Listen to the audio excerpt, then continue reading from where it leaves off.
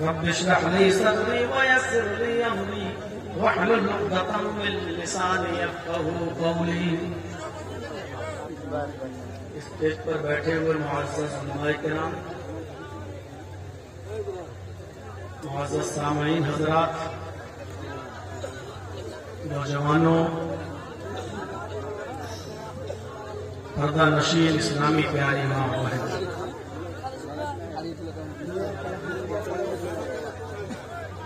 Programme کو شروع کرنے سے پہلے میں ایک بات آپ کے ذہن میں پوری طریقے سے صاف کر دینا چاہتا ہوں کہ آج کا یہ پروگرام جو آپ کے یہاں رکھا گیا ہے یہ بالکل کلیئر اور صاف میری طرف سے اس بات کی وضاحت تھی کہ 8 تاریخ کا پہلا پروگرام میرا ہریش چندر پور چاچو میں، اور وہ لوگ ہم کو 11 بجے ٹائم دیں گے اور 1 بجے میرا پروگرام وہاں ختم ہوگا، اور اس کے بعد ہم آپ کے یہاں دوسرے پروگرام میں شرکت کر سکتے ہیں. جب سے پروگرام کی تاریخ لی گئی ہے تب سے میری یہی شرط تھی، اور میں نے یہ بھی کہہ رکھا تھا کہ اگر کرنا ہے تو کریں، نہیں کرنا ہے تو کوئی زبردستی نہیں ہے. جب میری طرف سے یہ بات صاف ہے تو آپ اپنے گھر پہ آئے ہوئے کسی مہمان کے ساتھ اگر اس طریقے کی بدتمیزی کریں گے تو یہ اچھا میسج نہیں جائے گا. 1 بجے میں نے وہاں پروگرام چھوڑا اور 1 بجے ہی وہاں سے چلا. ڈرائیور شہادت صاحب نے اپنا حق ادا کیا، گاڑی 90 اور 100 کی اسپیڈ پہ چلی. کتنی جگہ ہم لوگ کوہرے پہ گرتے گرتے بچے، کوئسا کوہرا تھا. میری طرف سے کوئی دھوکے بازی نہیں ہوئی ہے. رہی بات آپ کی بے عزتی کی، آپ کا معاملہ ہمارے معاملے سے بالکل کلیئر ہے. میں پروگرام بھی کروں گا آدھا گھنٹہ، 1 گھنٹہ، 2 گھنٹہ، جو بول سکوں گا بولوں گا، اور آپ سے ہمارا جو لین دین کا معاملہ جو بھی جن کے بیچ میں پڑا ہے وہ بھی ہم چھوڑ دیں گے آپ کو. ہم اتنے عزت دار آدمی ہیں کہ ہم برداشت اس چیز کو نہیں کریں گے. لیکن ایک شخص، آپ کچھ نہیں بولیں گے، ایک شخص بھی، میں نے پہلے کہہ دیا تھا جلسے کے اندر، اگر ایک شخص بھی مجھے کچھ کہہ دے گا تو زندگی بھر کے تعلقات ہمارے پاس صاحب آپ سے خراب ہو جائیں گے. کیونکہ میں نے کلیئر کر دیا تھا کہ 1 بجے وہاں سے میں چھوڑا جائے گا اور 1 ہی بجے میں وہاں سے چل دیا. جب میری طرف سے بات بالکل صاف تھی تو وہی ہم کو ایک آدمی روک رہا کہ آپ آگے نہیں جائیں گے، یہ مہمان کے ساتھ آپ کا اچھا سلوک نہیں ہے.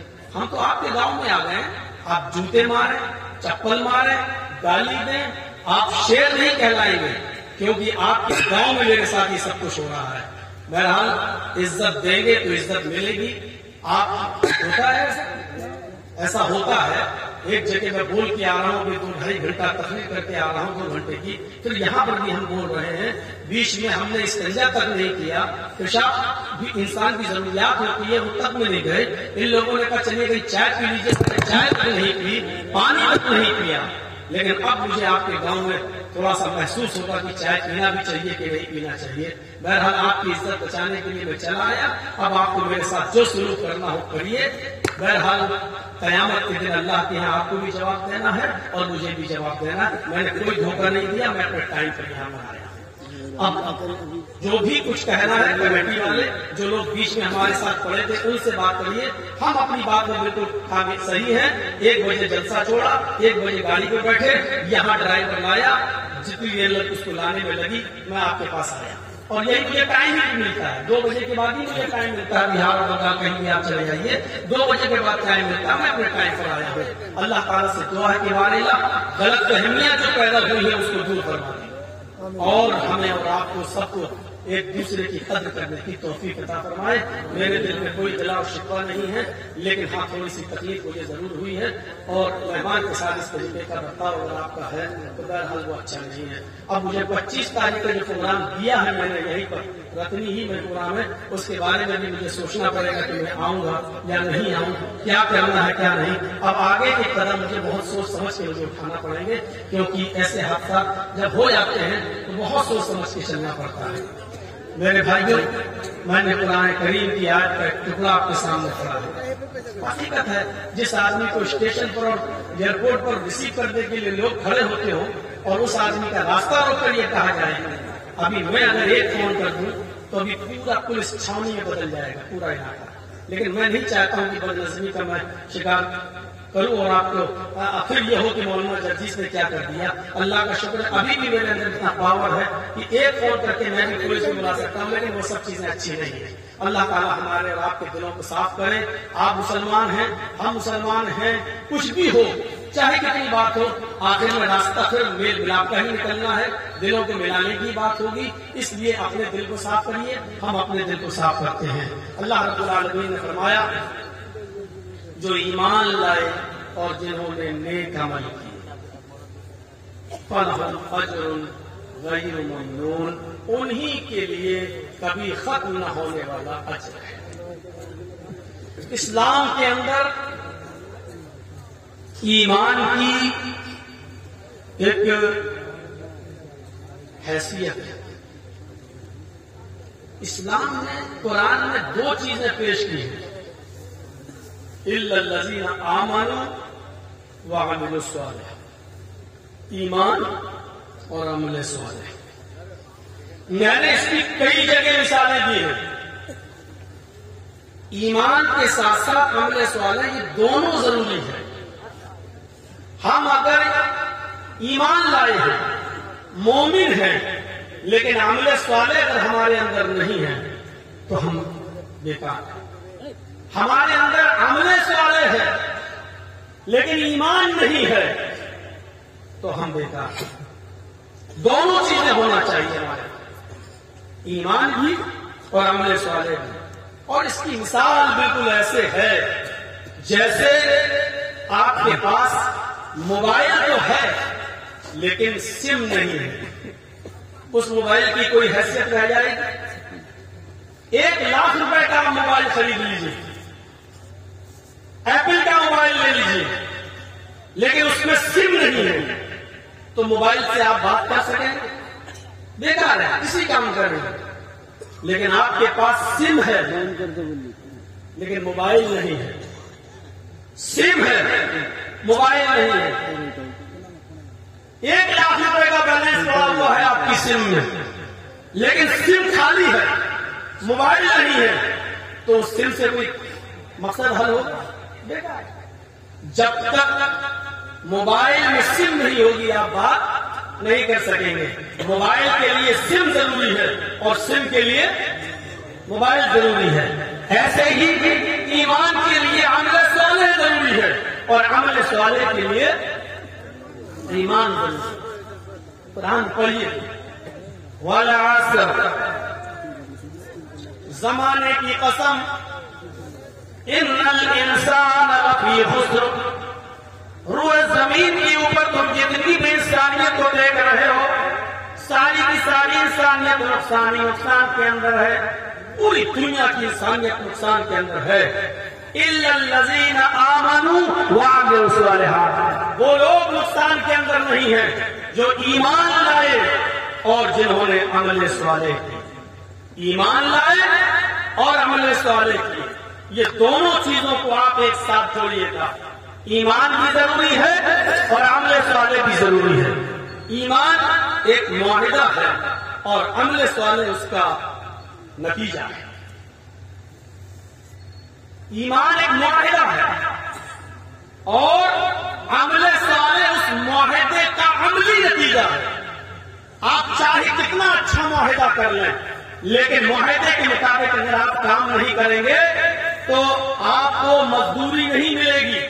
مثلا میں ایک مزدور ہوں، مجھے آپ نے لیبر کے لیے رکھا ہے، مجھے آپ نے کام کے لیے رکھا ہے.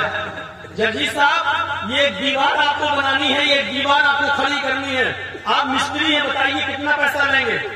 میں نے کہا 9 بجے آؤں گا، 5 بجے تک کام کروں گا اور 1,000 روپیہ مستری کی جو مزدوری ملتی ہے وہ ہم آپ سے لیں گے. 5 دن میں آپ کی دیوار کھڑی کر دیں گے. 5 دن میں 5,000 روپیہ ہوتا ہے میرا. آپ نے کہا ٹھیک ہے ڈن، میں آپ کو دوں گا. معاہدہ ہو گیا. 5 دن ہمیں کام کرنا ہے، 5 دن میں کتنا پیسہ ملنا ہے؟ 5,000. کام صبح 9 سے لے کے شام کو 5 بجے تک کرنا، یہ معاہدہ ہو گیا. جرجی صاحب نے وعدہ کر لیا، آپ سے معاہدہ ہو گیا، آپ سے عہد ہو گیا، طے ہو گیا کہ 5 دن ہم کام کریں گے. لیکن ہم ایک بھی دن آپ کے پاس نہیں گئے، ایک بھی دن نہیں گئے. اور 5 دن پورے ہو جانے کے بعد 6 دن ہم آپ کے پاس پہنچ گئے کہ لائیے میری مزدوری ہمیں دے دیجیے، تو آپ دے دیں گے؟ نہیں دیں گے۔ کیوں؟ آپ یہ کہیں گے کہ ہمارا اور آپ کا معاہدہ تھا 5 دن کام کرنے کا، یہ دیوار کھڑی کرنے کا، آپ نے یہ کام کیا؟ سب نہیں کیا۔ پھر آپ کو پیسے کس بات کے دوں؟ فوراً آپ کہیں گے، میں کہتا ہوں صاحب میں نے کام نہیں کیا تو کیا ہوا، میں نے وعدہ تو کیا تھا، میں نے اقرار تو کیا تھا، میں نے آپ سے طے تو کر لیا تھا، میں نے یہ کہا تو تھا کہ میں آؤں گا، ارے ہم آئے ہوئے نہ آئے ہو، کام کیا ہو یا نہ کیا، لیکن وعدہ تھا، معاہدہ تھا، آپ نے کہا تھا کہ میں پیسے دوں گا اور میں نے کہا تھا کہ میں کام کروں گا، یہ اقرار تھا کہ نہیں تھا؟ آپ کہیں گے صاحب اقرار تو تھا، معاہدہ تو تھا، لیکن آپ آئے کہاں؟ بلکہ آپ نے میرا نقصان اور کیا، آپ کو نہیں آنا تھا تو پہلے بتا دیتے تاکہ میں کسی اور کو بلا لیتا۔ آپ مجھے 5 دن کی محنت اور مزدوری نہیں دیں گے، کیوں؟ کیونکہ میں نے معاہدہ نہیں کیا۔ آپ چاہے کتنا کہیے لا الہ الا اللہ، اللہ کے علاوہ کوئی معبود نہیں، آپ چاہے کتنا کہیے محمد رسول اللہ، محمد اللہ کے رسول ہیں، آپ نے معاہدہ کر لیا اللہ ایک ہے، یعنی عبادت اللہ کے علاوہ کسی کی نہیں، محمد رسول اللہ، محمد اللہ کے رسول ہیں، اور اطاعت محمد رسول اللہ کے علاوہ کسی کی نہیں۔ تو میرے بھائیوں یہ معاہدہ تو آپ نے کر لیا، لیکن اس معاہدے کا عملی نتیجہ کیا ہے؟ اس معاہدے کے مطابق آپ کو کام کرنا پڑے گا، عمل کرنا پڑے گا۔ وہ عمل کیا ہے؟ نماز، روزہ، حج، زکات اور عمل صالح، یہ سب جو ہے وہ کام ہیں۔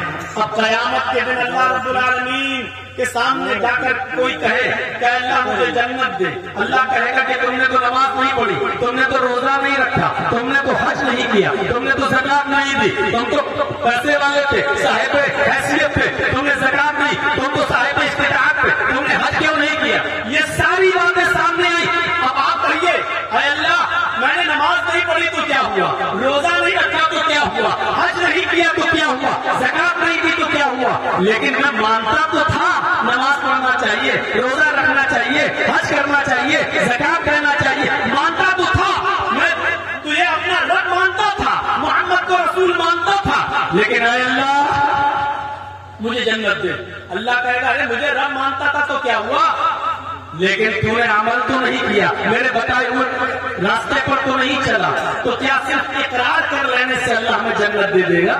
نہیں ملے گی۔ صرف اقرار کر لینا کہ اللہ ایک ہے، محمد اللہ کے رسول ہیں، جس طریقے سے صرف معاہدہ کرنے سے ایک مالک آپ کو مزدوری نہیں دے سکتا جب تک کہ آپ کام نہیں کریں گے، اسی طریقے سے اللہ بھی ہمیں اور آپ کو جنت نہیں دے گا جب تک کہ اس معاہدے کے بعد ایمان پر معاہدہ ہونے کے بعد جب تک ہم عمل صالح نہ کریں۔ ہمیں عمل صالح کرنا ہی پڑے گا، عمل صالح ضروری ہے، جب تک ہم عمل صالح نہیں کریں گے کوئی فائدہ نہیں ہے۔ ایمان ایک معاہدہ ہے اور عمل صالح اس معاہدے کا عملی نتیجہ ہے۔ تو میرے پیارے ساتھیوں یاد رکھیے گا صرف ایمان کافی نہیں ہے، صرف عمل صالح کافی نہیں ہے۔ ہندو بھی ہم سے اچھے اچھے کام کرتے ہیں، کیا وہ غریبوں کی مدد نہیں کرتے؟ فلمی دنیا کے ایکٹر دیکھ لو، کیا وہ کینسر پیشنٹ کو پیسہ نہیں دیتے؟ کیا وہ دان نہیں کرتے؟ کیا وہ خیرات نہیں کرتے؟ بہت کچھ کرتے ہیں، ہم سے زیادہ کرتے ہیں، غریبوں کی مدد ہم سے زیادہ کرتے ہیں، اچھا کام ہم سے زیادہ کرتے ہیں، لیکن بیکار ہے۔ کیوں بیکار ہے؟ کیونکہ ان کے پاس ایمان نہیں ہے۔ ہمارے پاس ایمان ہے، ہمارا نام محمد اسلم ہے، ہمارے پاس محمد اکرم ہے، ہمارا نام محمد اظہر ہے، سب کچھ ہمارا ہے، اچھا نام ہے، سب کچھ ہے، لیکن ہمارے کام اچھے نہیں ہیں۔ ایمان بھی ضروری ہے، عمل صالح بھی ضروری ہے۔ میرے پیارے ساتھیوں ایک مومن کے اندر جب ایمان پیدا ہوتا ہے تو آپ یقین مانیے ایمان کی طاقت جب اس کے اندر آتی ہے تو وہ کسی چیز کا خوف پیدا نہیں کرتا اپنے اندر۔ ابھی ایک پولیس والا اس کو خبر مل جائے کہ آپ کے گاؤں میں کچھ لوگ جوا کھیلتے ہیں، جواری ہیں، اور وہ پولیس والا آپ کے گاؤں میں آ جائے اور آپ کے جواری بھاگ جائیں، یا کوئی ناجائز کام ہو رہا ہے، ناجائز کام کرنے والے 5-6 لوگ بھاگ جائیں، تو پولیس اکیلا پولیس والا نہتا، اس کے پاس پسٹل نہیں ہے، اس کے پاس بندوق نہیں ہے، اس کے پاس رائفل نہیں ہے، اس کے پاس ڈنڈا بھی نہیں ہے، لیکن اکیلا ایک پولیس والا جب آپ کے گاؤں آپ سر نیچے کیے بیٹھے صاحب ایسی کوئی بات نہیں ہے, ایسی کوئی بات ہوگی تو ہم آپ کو ضرور بتائیں گے. وہ چلاتا جا رہا ہے, ڈانٹتا جا رہا ہے اور پورا کا پورا گاؤں اس کے سامنے بھیگی بلی بنا بیٹھا ہے, کچھ نہیں بول رہا ہے. اس اکیلے پولیس والے کے اندر یہ ہمت کہاں سے آتی ہے؟ اس کے پاس پسٹل نہیں, اس کے پاس بندوق نہیں, اس کے پاس لاٹھی نہیں, کچھ نہیں ہے, لیکن اکیلا پولیس والا پورے گاؤں کو ڈانٹتا ہے, پھٹکارتا ہے اور پورا گاؤں اس کے سامنے خاموش بھیگی بلی بنا رہتا ہے. کیوں؟ پورے گاؤں والے کیوں نہیں بولتے اس کے خلاف, اس کو کیوں نہیں مارتے, اس پولیس والے کے اوپر حملہ کیوں نہیں کرتے؟ وہ اکیلا سارے لوگوں پر حاوی کیوں ہوتا ہے؟ کیونکہ پورے گاؤں کے لوگ یہ جانتے ہیں کہ پولیس والا اکیلا ضرور ہے لیکن اس کے ساتھ گورنمنٹ کی طاقت ہے, اس کے ساتھ سرکار کی طاقت ہے. اگر ہم نے اس کو آن ڈیوٹی مارا, آن ڈیوٹی پیٹا تو ابھی پوری پولیس ایس پی ہمارے علاقے میں بھیج دے گا اور پھر ہماری پکڑا دھکڑی شروع ہو جائے گی, ہمارے اوپر کیس لگا دیے جائیں گے, دھارائیں متعین کر دی جائیں گی. اکیلا ایک پولیس والا سب کو ڈانٹتا ہے, اس کے اندر یہ ہمت کہاں سے پیدا ہوتی ہے؟ پولیس والے کے اندر یہ ہمت جانتے ہو کہاں سے پیدا ہوتی ہے؟ وہ جانتا ہے کہ میں اکیلا نہیں ہوں, میرے ساتھ سرکار کی طاقت ہے, میرے پاس سرکار کا پاور ہے, اس لیے میرا کوئی کچھ نہیں کر سکتا. جس طرح ایک اکیلا پولیس والا پورے گاؤں کے اوپر حاوی ہو جاتا ہے اس لیے کہ وہ جانتا ہے کہ میرا کوئی کچھ نہیں کر پائے گا کیونکہ گورنمنٹ کی اور سرکار کی طاقت ہے میرے پاس. اسی طریقے سے ایک مومن, ایک مسلمان, ایک مومن بندہ, ایک مسلمان بندہ جب اس کے اندر ایمان پیدا ہو جاتا ہے تو پھر وہ کسی سے نہیں ڈرتا, کسی کا خوف اپنے اندر پیدا نہیں کرتا. اس کو کتنا بھی مارا جائے, اس کو کتنا بھی پیٹا جائے, اس کو کتنا بھی ستایا جائے, لیکن وہ کسی کا ڈر اپنے اندر خوف نہیں کھاتا کیونکہ وہ جانتا ہے کہ اللہ ہمارے ساتھ ہے. اس کا خوف اس کے دل میں ہوتا ہے, وہ صرف اللہ سے ڈرتا ہے. اور اس سلسلے میں آپ دیکھ لیجئے صحابہ کے واقعات پڑھیے, وہ کسی سے نہیں ڈرے, اکیلے تھے, نہتے تھے, ان کے اوپر ظلم و ستم کیے جاتے تھے لیکن وہ کسی سے نہیں ڈرتے تھے. حضرت بلال رضی اللہ تعالیٰ عنہ کی ایمانی طاقت کو ذرا دیکھیے. حضرت بلال رضی اللہ تعالیٰ عنہ کی ایمانی طاقت کو ذرا دیکھیے. ان کو کافروں نے پکڑا, ان کو کھینچا اور کھینچ کر ان کو ایک ریت میں ریگستان میں لے آئے اور ان کو مارا پیٹا, پھر ان کو ریت کے اوپر لٹا دیا, پھر ان کو بالو کے اوپر گرم ریت کے اوپر لٹا دیا, ان کے کپڑے پھاڑ دیے, اوپر کے قمیض اوپر کا کرتا ان کو پھاڑ دیا, پھر ان کو ریگستان کے علاقے میں گرم ریت پر لٹا دیا. اتنا ہی نہیں, بھاری پتھر لایا گیا اور وہ بھاری پتھر لا کر ان کے سینے کے اوپر رکھ دیا گیا. بھاری پتھر سینے پہ رکھنے کی وجہ سے, گرم ریت کی وجہ سے ان کی پیٹھ چلنے لگی, چہکنے لگی. لیکن اس کے باوجود جب بلال سے کہا گیا, آئے بلال بولو, اب تم محمد کے رب کو چھوڑتے ہو یا نہیں, اب تم اپنے اللہ کو چھوڑتے ہو یا نہیں, تم اپنے معبود کو یغوث یعوق نصر کو, تم ان معبودوں کو مانتے ہو یا نہیں مانتے ہو؟ حضرت بلال اکیلے, کافروں کی ایک بڑی تعداد ان کے ساتھ موجود ہے, ان کے اوپر ظلم و ستم ہو رہے ہیں. بلال کو ننگی زمین پر لٹا دیا جاتا ہے اور بھاری پتھر ان کے اوپر رکھ دیا جاتا ہے. میرے بھائیوں, اس کے باوجود جب کہا جاتا ہے بلال محمد کے رب کے اوپر سے اپنا ایمان ہٹاؤ, محمد کے رب کے اوپر سے اپنا ایمان ہٹاؤ, تو حضرت بلال ایسے موقع پر اپنی زبان سے جملہ نکالتے ہیں, اللہ احد, اللہ احد, اللہ احد. آئے کافرو, تمہیں جتنا مارنا ہو مار لو, جتنا پیٹنا ہو پیٹ لو, جتنا ستانا ہو ستا لو, لیکن میں اپنے رب کے اوپر سے ایمان نہیں ہٹا سکتا. اللہ ایک ہے, اللہ ایک ہے, اللہ ایک ہے. میں اس کی عبادت کرتا تھا, کرتا ہوں اور کرتا رہوں گا. میں محمد کے رب کو اپنا رب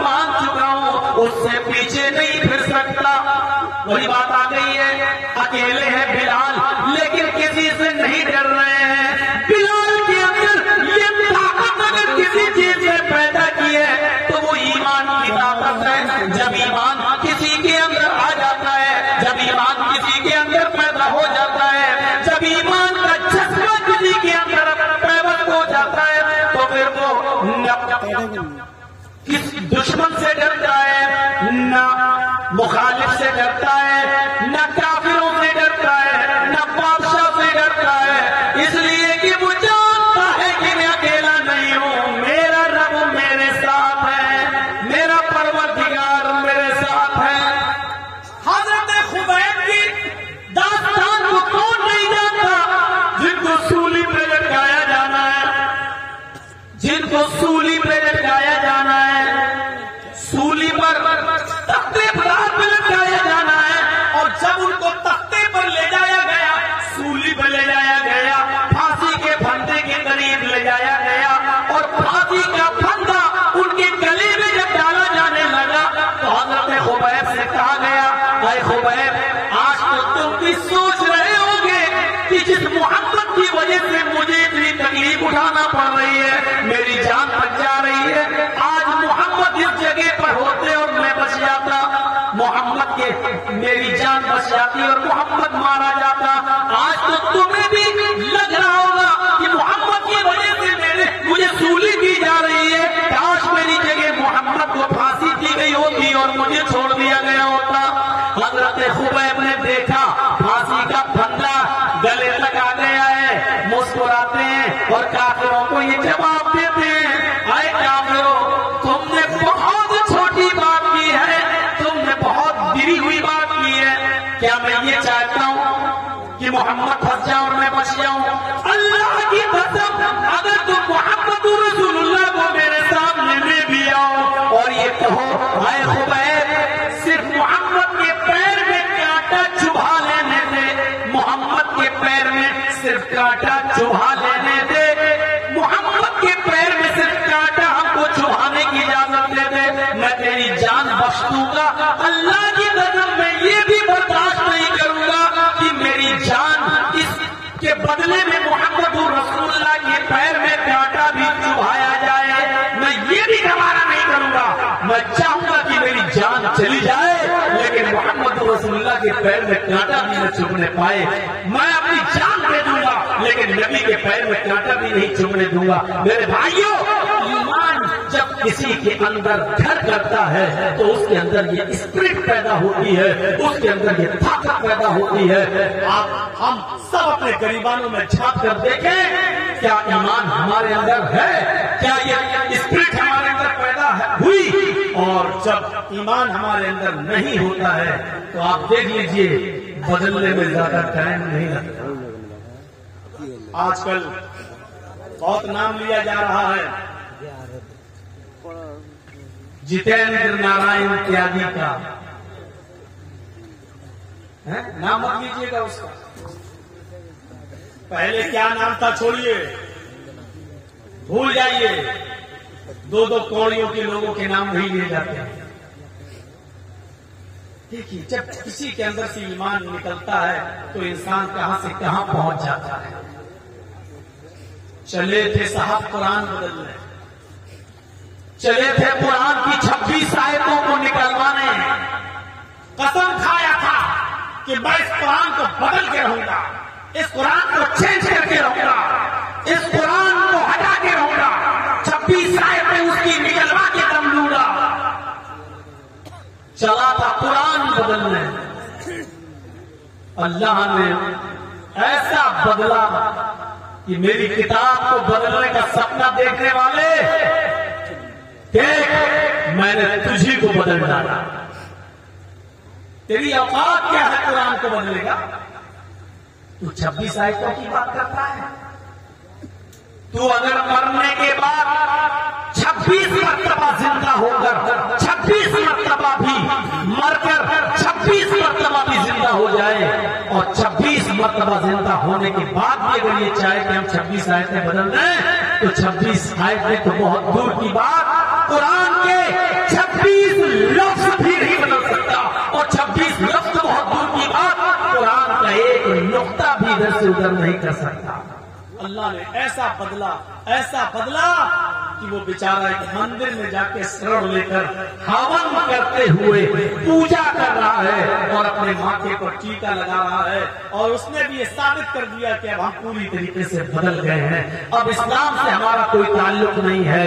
लेकिन जिसने अपने आप को पूरी तरीके से बदल लिया, आज वो ये समझ रहा है कि मैं बदल गया, आज वो समझ रहा है कि मैंने इस्लाम को छोड़ दिया, आज वो ये समझता है कि मैंने पूरी तरीके से चेंज हो गया।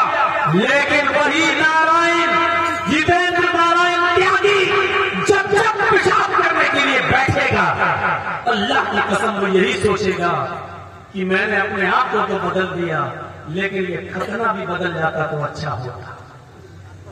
ये मेरे नीचे का हिस्सा, मेरी नीचे की मशीन भी अगर चेंज हो जाती तो अच्छा होता। वो अपने आप को गालियां देगा कि हमने सबको बदला, अपने आप को बदल दिया, यही नहीं बदल पाया।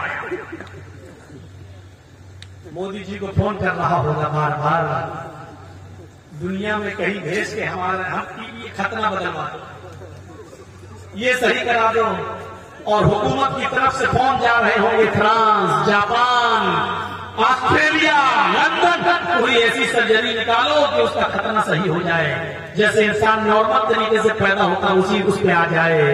लेकिन दुनिया में ऐसी कोई सर्जरी ही नहीं है। शायद दूसरे मुल्कों के लोगों ने फोन पे कह दिया होगा, मोदी जी जैसा है वैसा ही रहने दो, अगर सर्जरी करवाई तो पूरा का पूरी की मशीन गायब करना पड़ेगा, फिर ये बेचारा न मर्द ही रहेगा न औरत, बीच वाला कहीं न बन जाए, इसलिए उसको ऐसे ही रहने दो। अब आप देख लीजिए कि उसको अल्लाह ने कहां पहुंचा दिया।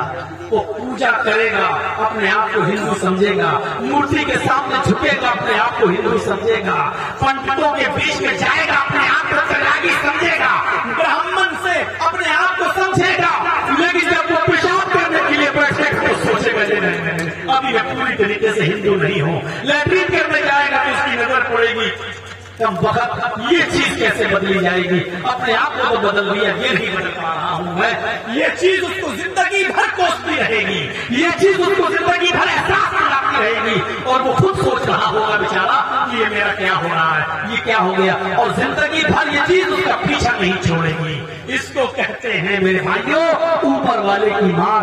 बदलने के बावजूद भी वो ये नहीं कह सकता है कि मैं पूरी तरीके से बदल गया, पूरी तरीके से इस्लाम को छोड़ने के बावजूद वो ये नहीं कह सकता कि मैं ऊपर से नीचे तक पूरी तरीके से मैं हिंदू हूं, वो ये नहीं कह सकता है, क्योंकि हिंदू भाई हमेशा यही गाली देते हैं, मैं कटुए कटुए कटमुल्ले कटुए, आपको जिंदगी भर यही गाली देते हैं। आप इसको क्या कहेंगे, ब्राह्मण तो है, हिंदू तो है, लेकिन इसको हम कहेंगे कटुआ हिंदू है। तसव्वुर करो कि ये चीज पंडितों को भी सोने नहीं दे रही है, ये चीज उसको हिंदू बनाने वालों को भी सोने नहीं दे रही है, और वो यही बहुत से लोगों ने कह भी दिया ये हिंदू कैसे हो सकता है, इसका तो खतरा हो गया है, ये खतरा सही कराए तब हम इसको हिंदू। बहुत से हिंदू संगठनों ने ये कह दिया, आदिवासियों ने ये कह दिया कि हम इसको हिंदू मानते हैं। मेरे भाई एक ही मंदिर के पुजारी ने कहा है, लेकिन बहुत से लोगों ने उसको हिंदू मानने से भी इनकार कर दिया है। आने वाला वक्त देखिएगा, जो अपने बाप का ना हो, जो अपनी माँ का ना हो, वो किसी और का भी नहीं हो सकता है। आने वाला वक्त देखिएगा, जो हाल सलमान रश्दी का हुआ, जो हाल तस्लीमा नसरीन का हुआ, जो हाल तारिक फतह का हुआ, वही हाल इसका होगा। आज सलमान रश्दी को भी जब उसने कुरान के खिलाफ आवाज उठाई तो दूसरे लोगों ने उसको हाथों हाथ लिया, ईसाइयों ने हाथों हाथ लिया, अमेरिका ने हाथों हाथ लिया, लंदन वालों ने उसको हाथों हाथ लिया, लेकिन जब वो अपने मजहब का न हुआ तो दूसरों का कैसे हो जाएगा। जब उसने ईसाइयत पर कीचड़ उछाला, जब उसने यहूदियत पर भी किताब लिखी तो उन लोगों ने भी उसको वहां से निकाल दिया।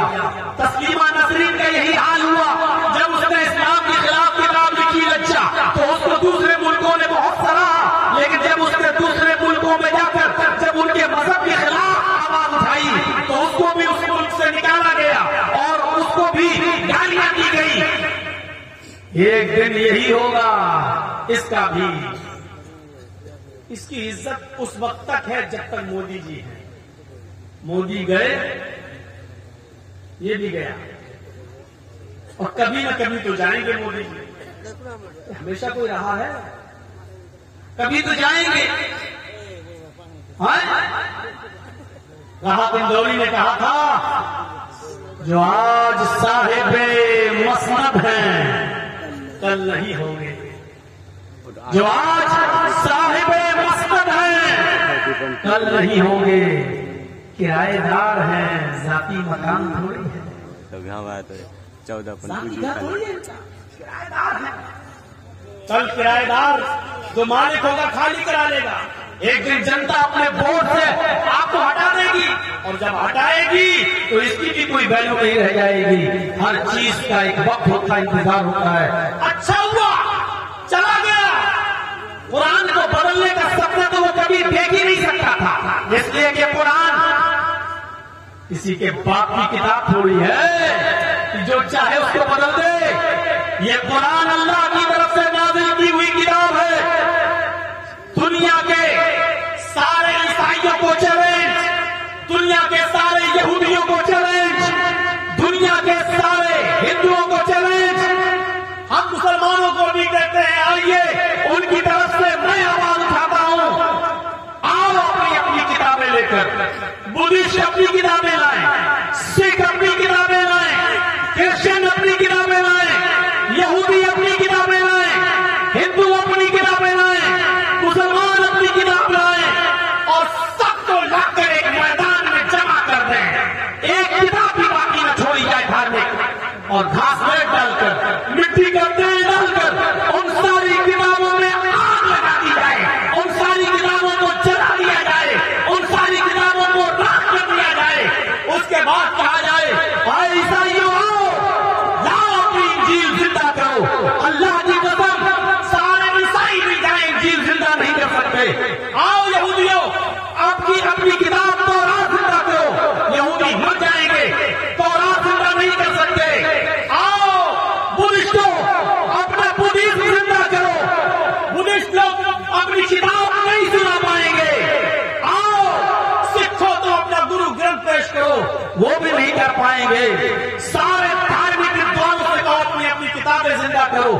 نہیں کر پائیں گے، مسلمانوں سے کہو تمہارا قرآن بھی تو چل گیا ہے، تم اپنی کتاب لاؤ، ایک چھوٹا سا بچہ 10 سال کا 11 سال کا 12 سال کا مسلمانوں کے سب پہ کھڑا ہوگا، اٹھے گا اور پڑھے گا بسم اللہ الرحمن الرحیم الحمدللہ رب العالمین الرحمن الرحیم مالک یوم الدین، یہاں سے شروع کرے گا، اور قل اعوذ برب الناس ملک الناس الہ الناس من شر الوسواس الخناس الذی یوسوس فی صدور الناس من الجنۃ والناس تک پڑھ کر سنا دے گا۔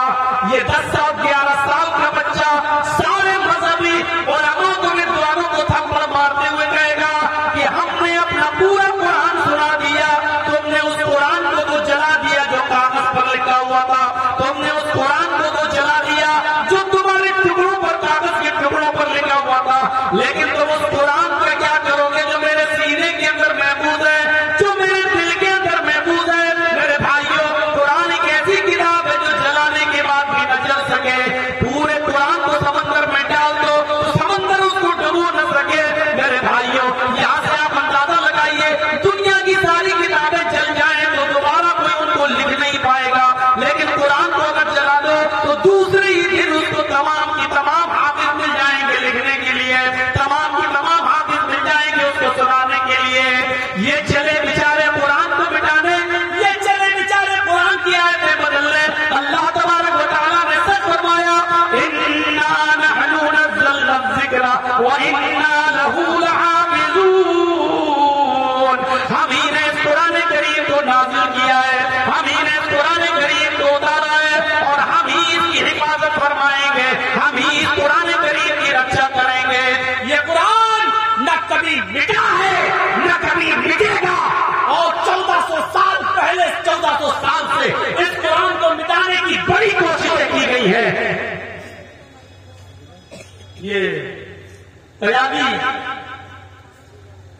یہ کوئی نیا نہیں ہے، اس سے پہلے بھی بہت لوگ اٹھ چکے ہیں اس قرآن کے خلاف آواز اٹھانے کے لیے، اس قرآن کے خلاف زبان چلائی ہے انہوں نے، سب نے شکست کھائی ہے اور سب کو منہ کی کھانی پڑی ہے. تو میرے پیارے ساتھیوں، یہ قرآن ایک ایسی کتاب ہے جو کبھی کسی کے مٹانے سے نہیں بچ سکتی ہے. ایمان پیدا ہوتا ہے. یہ قرآن کی چند آیتیں جب کسی کے کان میں پڑ جاتی تھی تو اس کی دل کی دنیا بدل جاتی تھی. دل کی دنیا بدل جاتی تھی. قرآن کی چند آیتیں سنی تھی. حضرت عمر فاروق نے جو اپنی بہن کو مارا تھا، اپنے بہنوں ہی کو مارا تھا، لیکن کہا تم لوگ ایمان سے باز نہیں آ سکتے ہو تو چلو قرآن پڑھ کے سناؤ. دیکھیے ذرا یہ ایمان ہے. حضرت عمر فاروق نکل کر ہے جناب محمد رسول اللہ کو مارنے، تلوار نکال لی کہ آج محمد کو قتل کرنے کے صلی اللہ علیہ وسلم. لیکن راستے میں کسی نے کہا جا رہے ہو؟ جواب دیا محمد کو مارنے. بہت پریشان کر رکھا ہے، آج جڑ ہی کو ختم کر دیں گے، نہ رہے گا بانس نہ بجے گی بانسری، آج محمد ہی کو قتل کر دیتے ہیں. اس آدمی نے کہا محمد کو قتل کرنے سے کیا فائدہ؟ تمہارے گھر میں جو تمہاری بہن اور تمہارے بہنوئی، تمہارے جیجا بھی اسلام لا چکے ہیں. سنو، اگر یہ بات غلط نکلی تو بہت برا ہوگا، ہم تمہیں کو قتل کر دیں گے. ہاں جاؤ پتہ لگاؤ. پہلے حضرت عمر نے رخ بدل دیا اور بجائے محمد رسول اللہ کے پاس جانے کے اپنی بہن اور بہنوئی کے پاس گئے. دروازہ کھٹکھٹایا، گھر کے اندر داخل ہوئے. پتا چلا کہ یہ قرآن پڑھ رہے تھے. پوچھا کیا پڑھ رہے ہو؟ جواب دیا قرآن. مارا بہنوئی کو، اتنا مارا کہ خون بہنے لگا. بیوی یعنی عمر کی بہن اپنے شوہر کو، اپنے پتی کو بچانے آئی. کیا کر رہے ہو؟ بچانے آئی تو اپنی بہن کو بھی مارا. حضرت عمر نے اتنا مارا کہ ان کے جسم سے بھی خون نکلنے لگا. لیکن بہن سینہ تان کر کھڑی ہو گئی اور کہتی ہے عمر تو کیا سمجھتا ہے؟ تیرے ڈنڈے کیا مجھ سے میرے رب کے اوپر کا ایمان چھین لیں گے؟ مجھ سے محمد رسول اللہ کا دین چھین لیں گے؟ نہیں. اے عمر ہوش میں آ. تو اتنا مار کہ میں مر جاؤں اور مرنے کے بعد بھی میرے جسم کے ٹکڑے ٹکڑے کر دے اور میرے جسم کے ٹکڑوں کو بھی کتوں کو کھلا دے. اس کے باوجود بھی میں محمد کے دین، محمد کے رب کے اوپر سے اپنا ایمان نہیں ہٹا سکتی ہے. نہیں. حضرت عمر نے دیکھا یہ تو میرا نام لینے لگی، جو زندگی بھر مجھے بھائی بھائی کہتی تھی، آج عمر کہہ کر پکارنے لگی.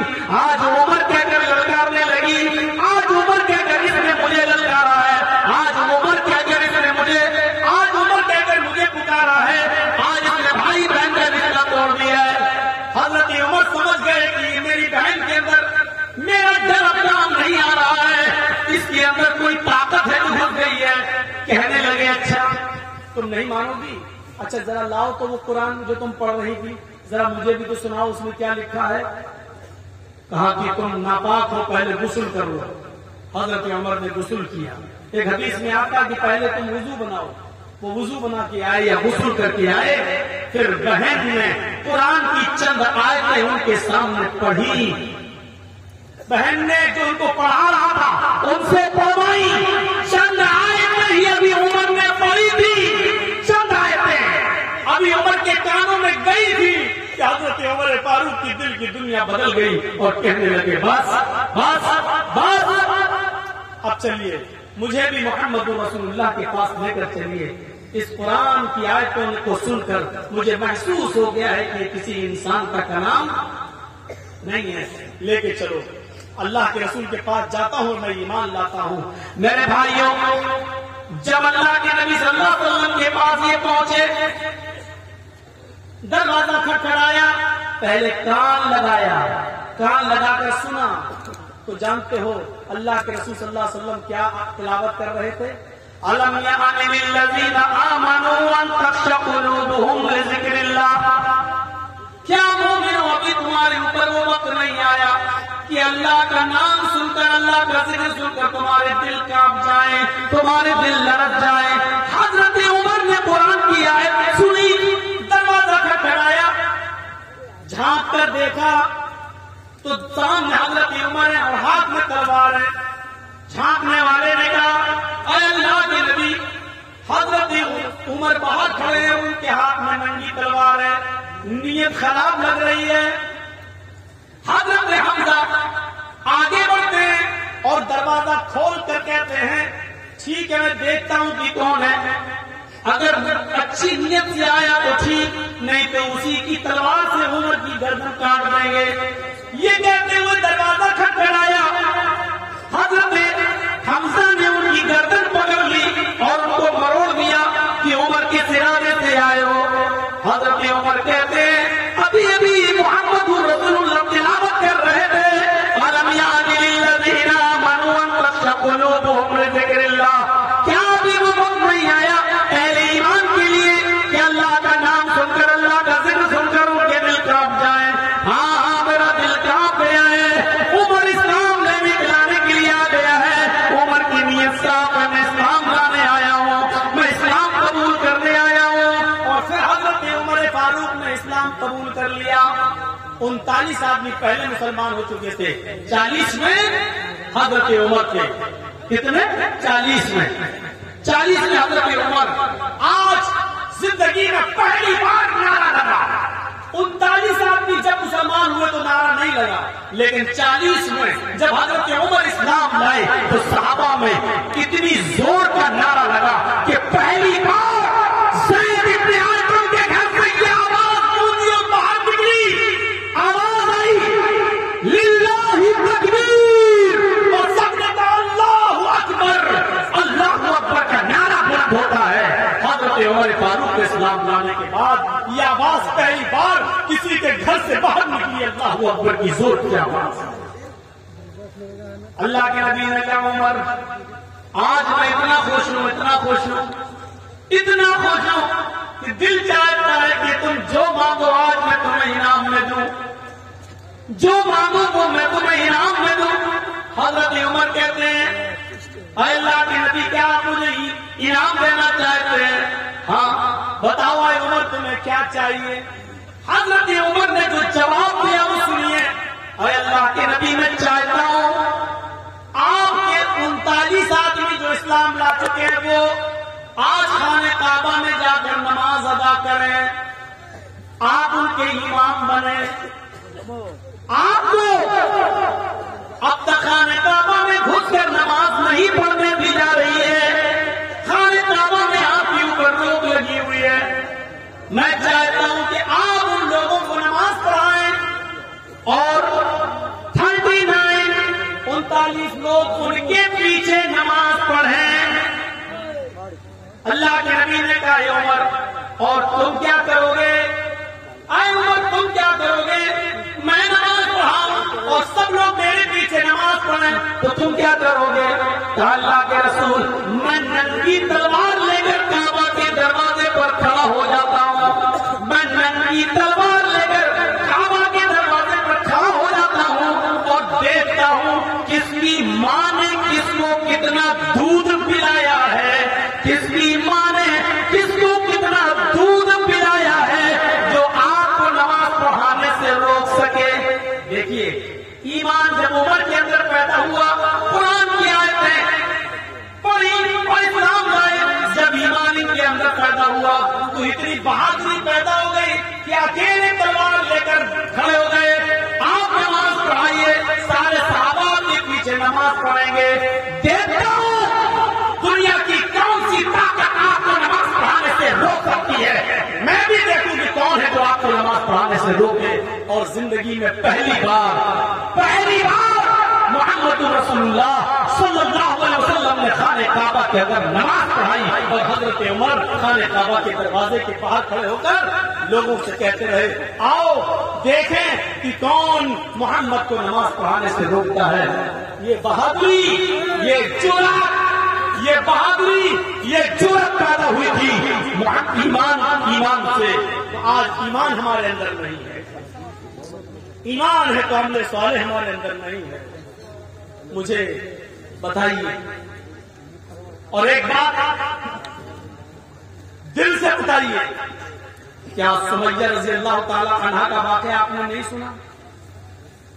پہلی عورت تھی جس نے اسلام کی راہ میں سب سے پہلے شہادت حاصل کی۔ عورتوں میں سب سے پہلے کون شہید ہوا؟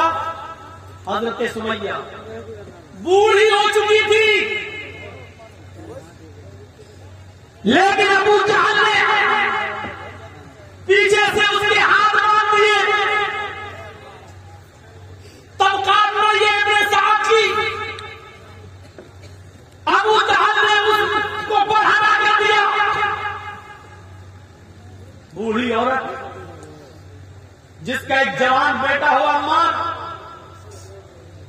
جس کا شوہر یاسر، اور ایک بوڑھی عورت کو اکیلے کھڑا کر دیا جائے اور اس کو ننگا کر دیا جائے، اور ابو جہل اور اس کا پورا لشکر سامنے کھڑا ہے اور کہہ رہا ہے کہ دیکھ سمیہ، صرف محمد کے رب کو چھوڑ دے، میں تجھے انعام سے نواز دوں گا.